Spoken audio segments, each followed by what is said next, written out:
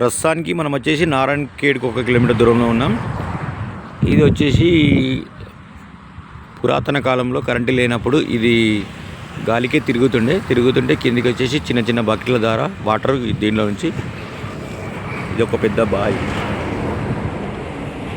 ఈ బావి ద్వారా పొలాన్ని సాగించేవారు. కరెంటు లేని సమయంలో పెట్టినాయి, ఇప్పుడు కాదు, చాలా రోజుల క్రితం.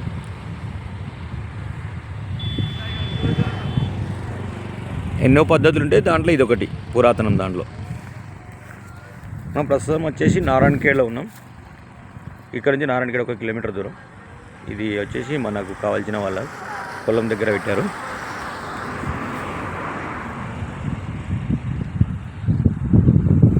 ఎంత గాలి వస్తే అంత తిరుగుతుంటుంది. కిందికి వచ్చేసి బకెట్లు లాగుంటాయి, బకెట్ల నుంచి వాటర్ వచ్చి పైకి వస్తూ ఉంటాయి. దానితో వాటర్తో సాగు చేసేవారు వెనకటి కాలంలో, పురాతన కాలంలో. కరెంటు లేనప్పుడు. కరెంట్ వచ్చిన తర్వాత ఎవరు పట్టించుకోవట్లేరు.